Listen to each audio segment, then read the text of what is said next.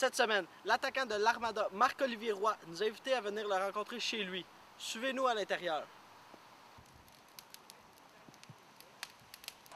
Je pense que j'ai eu une bonne saison cette année.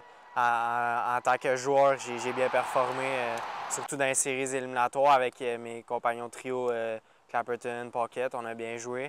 Puis si je pense à l'équipe en l'ensemble, on a montré du caractère en fin de saison. Puis tout au long de l'année, on s'est amélioré. Puis les jeunes ils ont progressé. Les vétérans, on est devenus des meilleurs joueurs. Puis c'est ce qui a fait qu'on s'est rendu loin en séries éliminatoires.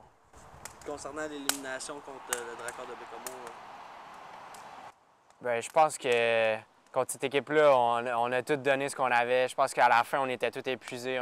Ça a été des longs matchs en prolongation, des matchs physiques. C'était un jeu serré. Les deux équipes, on voulait gagner. Je pense que ça a été du bon hockey pour les partisans, puis aussi pour nous autres, les joueurs. On a grandi là-dedans. Puis l'année prochaine, on va être un meilleur joueur grâce à ces séries-là, je pense. Ça en est passé des choses dans les 3 dernières années. Repêché par le Junior de Montréal, premier pas avec l'Armada, puis là, aujourd'hui, on te voit avec le chandail des Oilers d'Edmonton.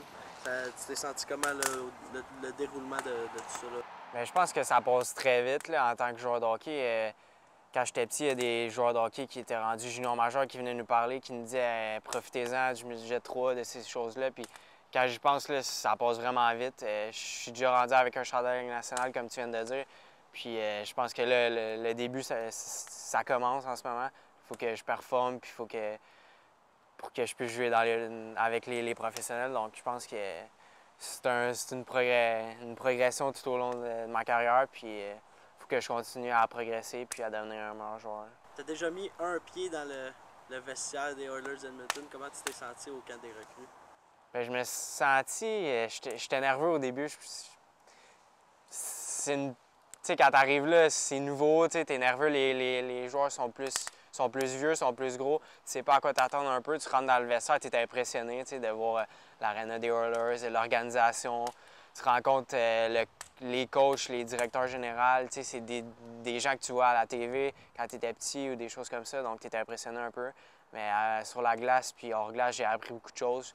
Je sais je sais à quoi que ça ressemble. Comme tu dis, j'ai mis un pied puis ça me donne un boost encore pour m'entraîner encore plus fort puis performer cette année. Tu crois-tu justement d'avoir fait une bonne première impression aux Oilers d'Edmonton? Je pense que je leur ai... Tu sais, tout au long de l'année, ils m'ont vu jouer, ils ont apprécié mes défauts, mes qualités. Puis je pense qu'au camp, j'ai montré tout ce que j'étais capable de faire sur la glace.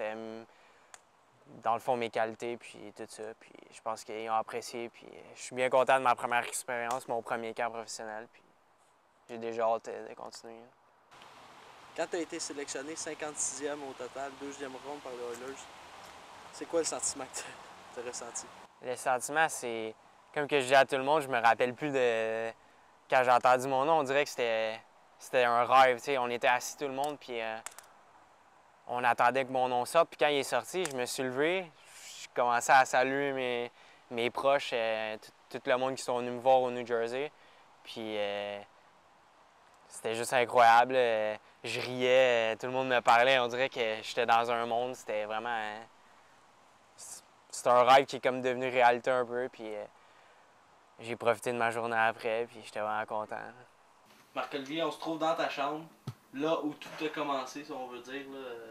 Parle-nous des objets qu'on peut voir aussi. Bien, ici, on peut voir tous mes trophées que j'ai eu dans mon hockey mineur à Beaubriand ici. Moi, j'ai commencé mon hockey mineur ici. J'ai eu mon pré-novice, novice. Mon père, il me coachait pré-novice, novice. Puis là, quand je suis rendu à Atom aussi, on a des trophées, mais quand on commence à jouer Pee-Wee, Bantam, c'est un peu plus difficile. Faut que tu gagnes des tournois, faut que tu gagnes les provinciaux, les régionaux. Donc, j'en ai un peu dans Pee-Wee, Bantam, puis tout ça. Mais sinon, c'est pas mal tout des trophées ou des médailles quand j'étais plus jeune, des tournois qu'on gagnait, des joueurs du match. Tout ce style d'objet-là. Ouais, juste un exemple, mettons, quand j'allais jouer à Québec devant ma famille, comme au même tournoi, je n'ai eu comme 4 dans le même tournoi, ces objets, ces médailles-là. Je pense que j'en ai tout plein de médailles comme ça, des joueurs du match, mais ces 4-là étaient bien le fun à avoir quand j'allais jouer à Québec devant ma famille. À Bantam, on a gagné les régionaux pour aller aux provinciaux.